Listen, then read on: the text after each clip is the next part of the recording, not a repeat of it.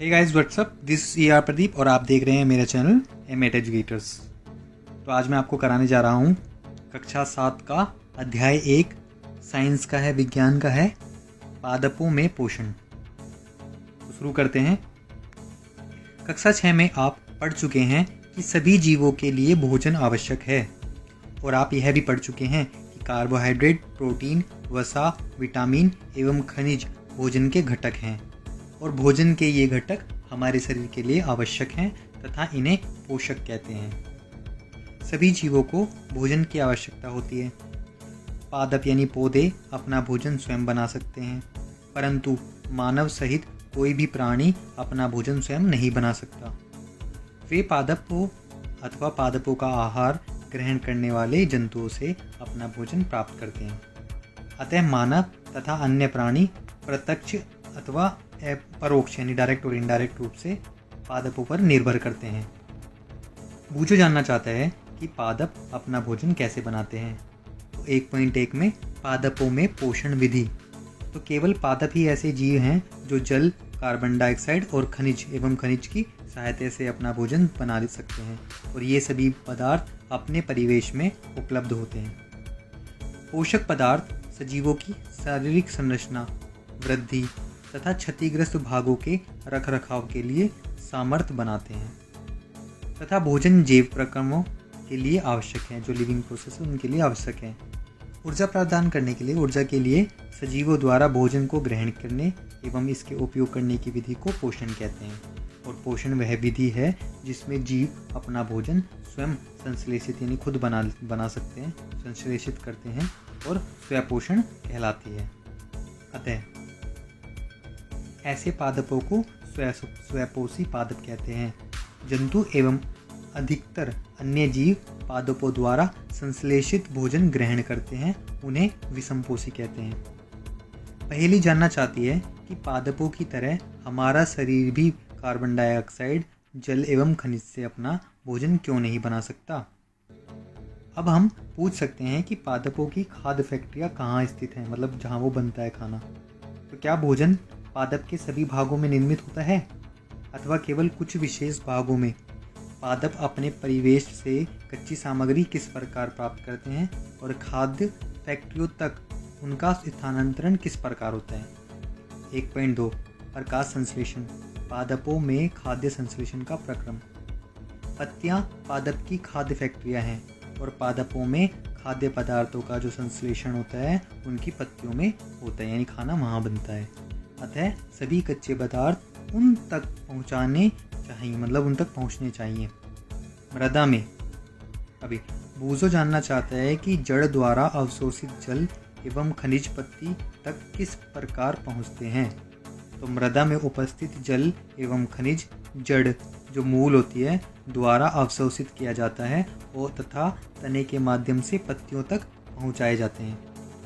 पत्ती की जो सतह है उस पर उपस्थित छोटे छोटे यानी सूक्ष्म क्या होते हैं, सूक्ष्म रंध्र होते हैं, वो भी अब बताएंगे। पहले कोशिका के बारे में पढ़ते हैं। तो आपने देखा है कि इमारतें ईंटों से बनती हैं, इसी प्रकार सजीवों का शरीर भी छोटी छोटी इकाइयों या सूक्ष्म इकाइयों से बनता है जो कोशिका कहलाती है और कोशिकाओं को सूक्ष्मदर्शी द्वारा देखा जा सकता है। कुछ जीव मात्र एक कोशिका के बने होते हैं। कोशिका एक पतली बाह्य संरचना द्वारा घिरी होती है जिसे कोशिका झिल्ली कहते हैं और इसमें केंद्र में स्थित एक सुस्पष्ट संरचना भी होती है जो केंद्रक कहलाती है।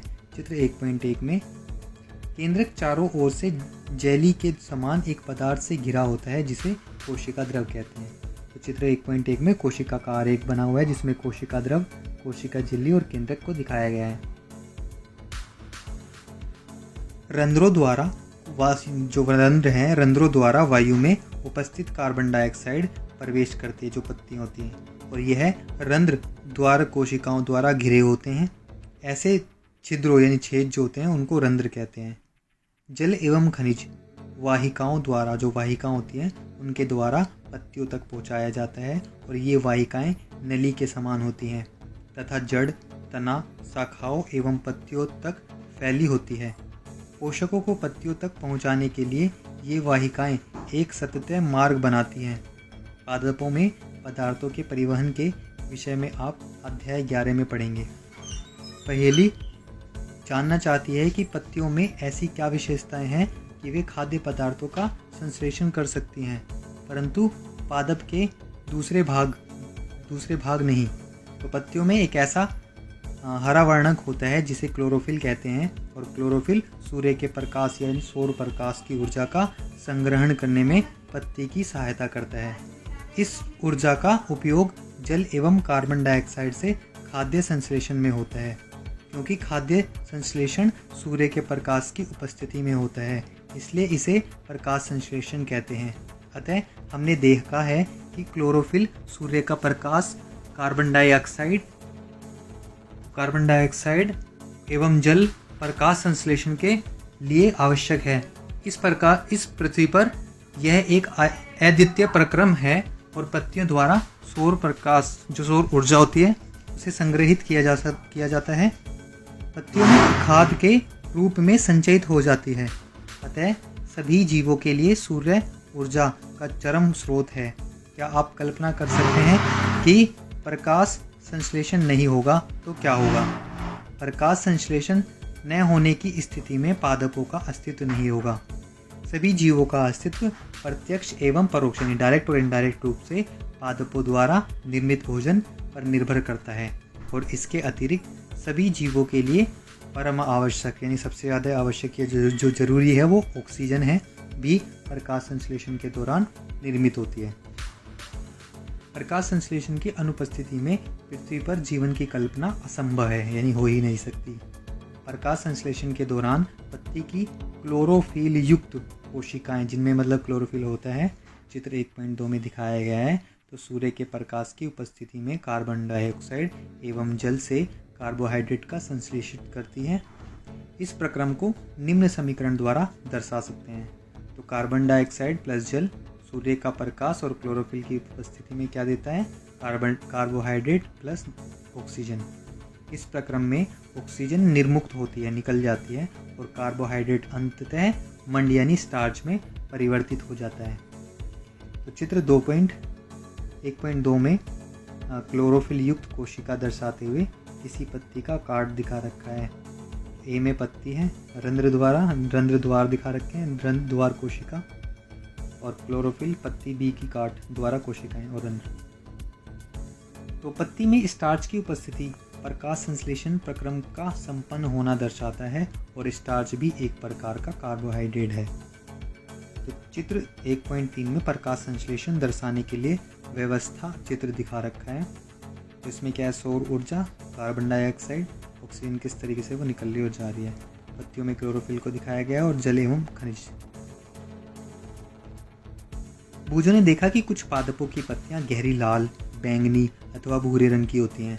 तो वह जानना चाहता है कि क्या इन पत्तियों में भी प्रकाश संश्लेषण होता है। तो पत्तियों के अतिरिक्त पादपों के दूसरे हरे भागों जैसे कि उस हरे तने एवं हरी शाखाओं में भी प्रकाश संश्लेषण होता है।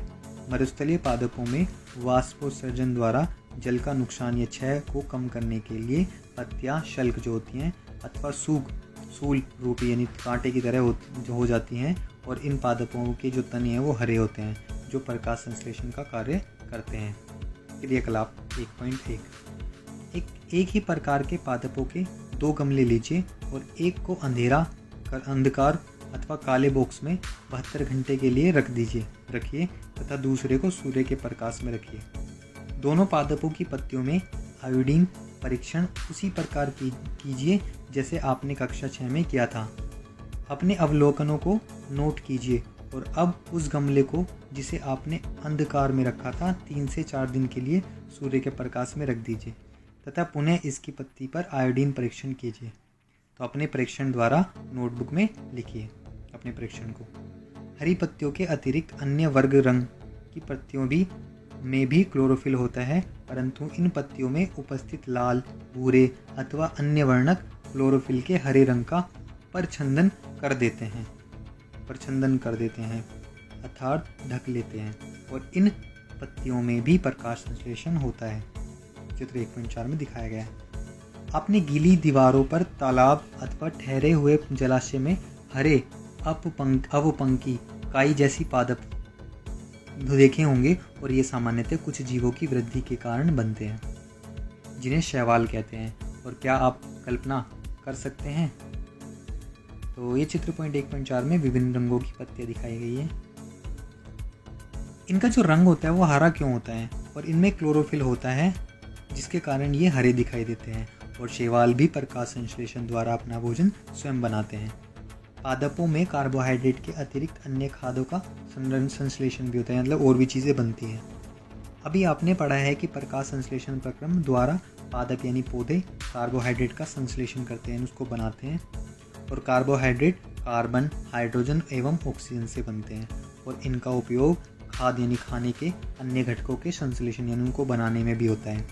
परंतु प्रोटीन नाइट्रोजनी पदार्थ है, जिनमें कार्बन, ऑक्सीजन एवं हाइड्रोजन के अलावा अतिरिक्त नाइट्रोजन भी होती है। तो पादपों को नाइट्रोजन कहाँ से प्राप्त होती है? तो याद कीजिए, वायु में नाइट्रोजन गैसीय अवस्था में प्रचुर मात्रा में पाई जाती है, परंतु पादप इसका अवशोषण इसी रूप में नहीं कर सकते। तो मिट्टी के कुछ विशेष जीवाणु होते हैं जो गैसीय नाइट्रोजन को उपयोगी यौगिक में परिवर्तित कर मृदा यानी मिट्टी में निर्मुक्त कर देते हैं या मिला देते हैं।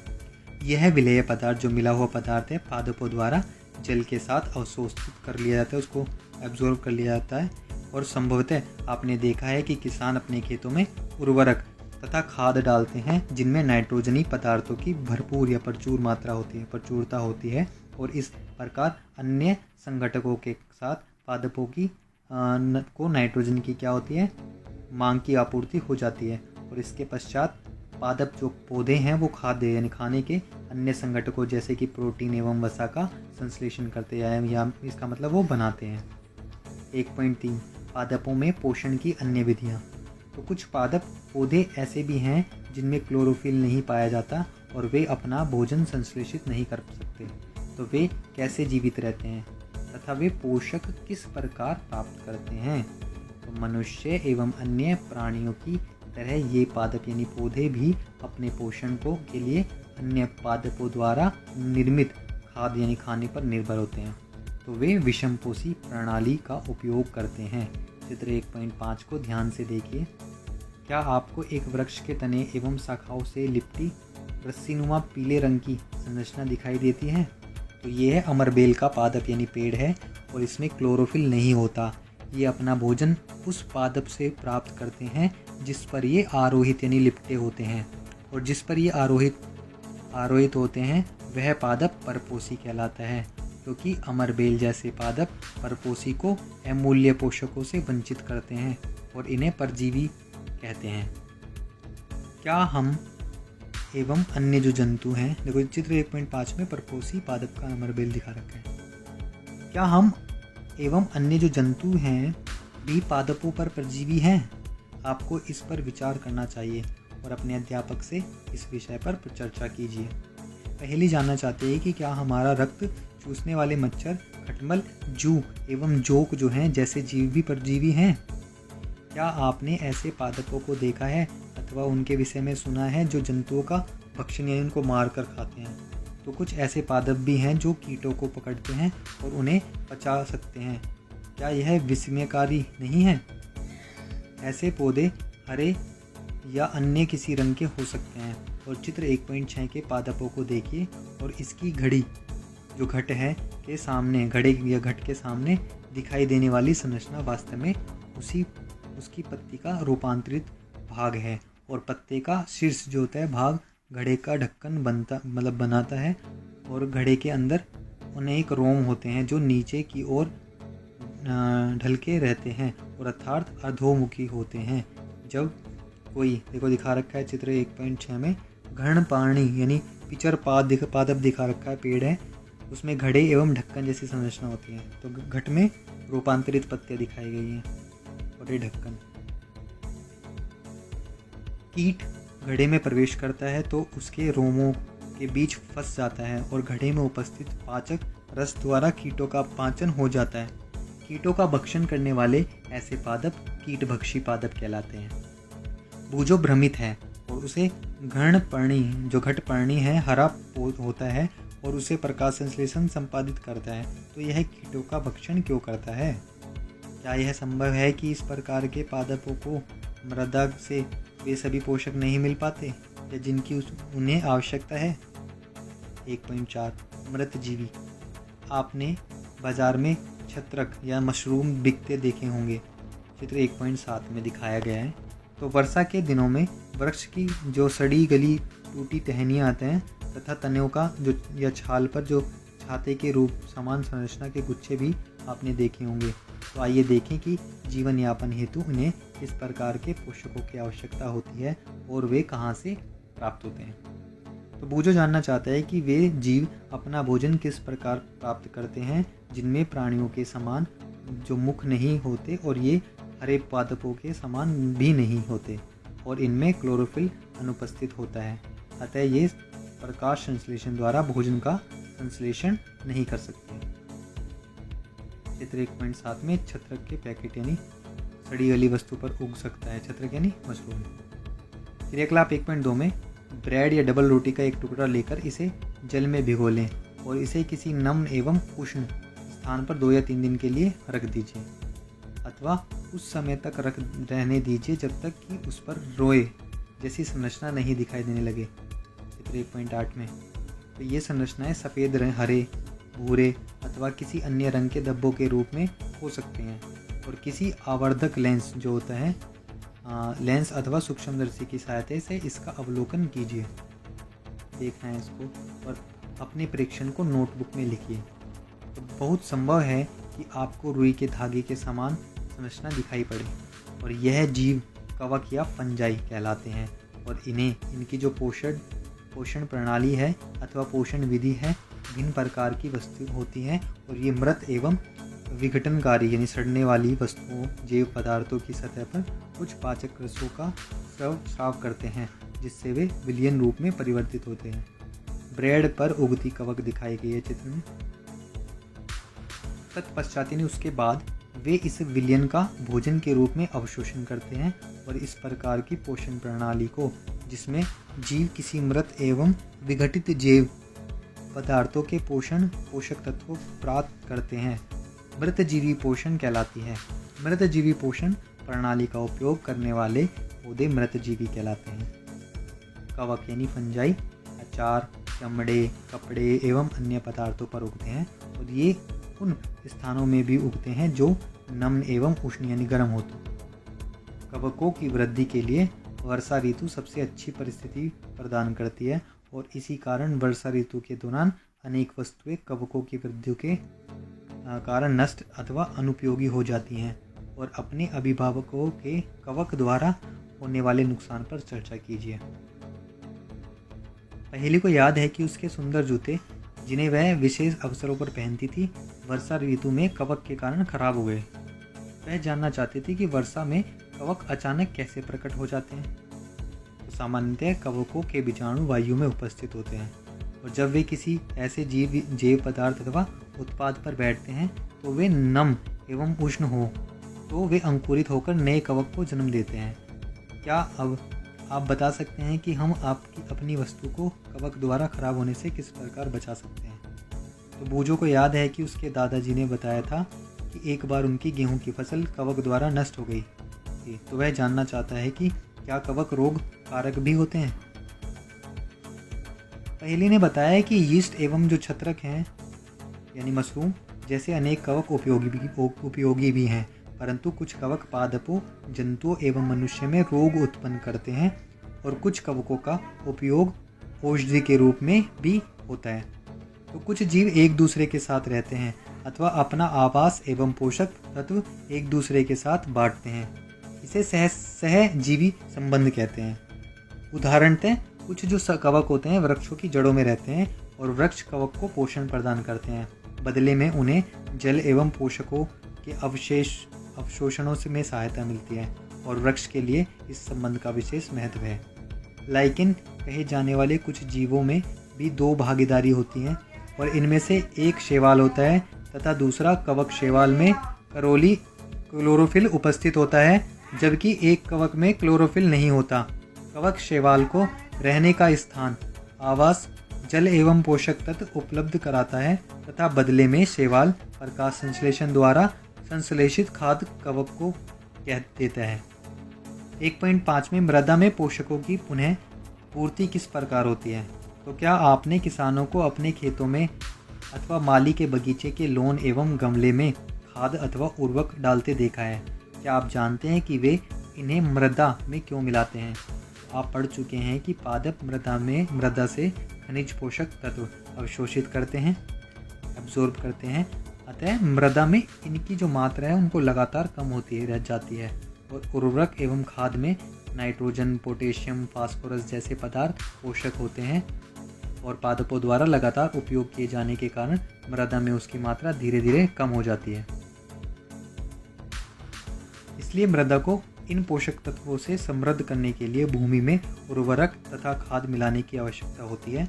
और यदि हमें पादपों के पोषण की आवश्यकता के बारे में ज्ञान हो तो हम न केवल पादपों को उगा सकें बल्कि उन्हें स्वस्थ भी रख सकते हैं। तो पादपों को प्रोटीन बनाने के लिए सामान्यतः नाइट्रोजन की अधिक आवश्यकता होती है और फसल कटाई के बाद मृदा में नाइट्रोजन की कमी हो जाती है। यद्यपि वायु में नाइट्रोजन गैस प्रचुर मात्रा में उपलब्ध होती है, परंतु पादप इसका उपयोग उस प्रकार करने में असमर्थ होते हैं तो जैसे वे कार्बन डाइऑक्साइड का उपयोग करते हैं। पौधे नाइट्रोजन को विलेय रूप में ही अवशोषित कर सकते हैं और कुछ जीवाणु जो राइजोबियम हैं कहलाते हैं वायुमंडलीय नाइट्रोजन को विलेय पदार्थों में परिवर्तित कर देते हैं, परंतु राइजोबियम अपना भोजन स्वयं नहीं बना सकते। तो ये चना, मटर, मूंग, सेम तथा अन्य फलीदार पादपों की जड़ों में रहते हैं तथा उन नाइट्रोजन की आपूर्ति कराते हैं उन्हें। अधिकतर दालें फलीदार पादपों पेड़ों से प्राप्त होती हैं। इसके बदले पादप राइजोबियम जीवाणु को आवास एवं खाद्य प्रदान करते हैं। उनमें सहजीवी संबंध होता है और इस संबंध का किसानों के लिए विशेष महत्व है। दालों की फसलों के लिए उन्हें मृदा में नाइट्रोजनी उर्वरक देने की आवश्यकता नहीं पड़ती। यदि नई दाल की फसल उगाने के बाद अगली फसल के लिए भी सामान्यतः उर्वरकों की आवश्यकता नहीं पड़ती। तो इस अध्याय में आपने पढ़ा है कि अधिकतर पादप स्वपोषी होते हैं। केवल बहुत कम पादप या पेड़ हैं, पौधे हैं ही अन्य पोषण प्रणाली अपनाते हैं, जैसे कि परजीवी एवं मृतजीवी। परजीवी एवं मृतजीवी जो दूसरे पादपों से पोषण प्राप्त करते हैं, सभी प्राणी अपने भोजन के लिए पादप तथा अन्य प्राणियों पर निर्भर रहते हैं और अतः इन्हें विषमपोषी के रूप में समूहीकृत किया गया है। क्या हम कह सकते हैं कि कीटभक्षी पौधे आंशिक आधे रूप से क्या हैं? विषमपोषी हैं।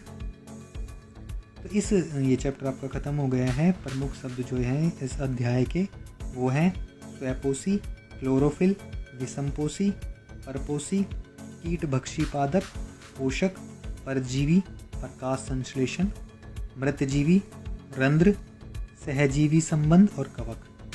तो अगर आपको कोई भी चीज़ ना समझ में आई हो तो प्लीज़ कमेंट करें और अगर आपको ये चीज़ समझ में आई हो तो प्लीज़ लाइक करें, शेयर करें और सब्सक्राइब करें और वेट करें नेक्स्ट वीडियो को जो जल्दी ही आने वाली है।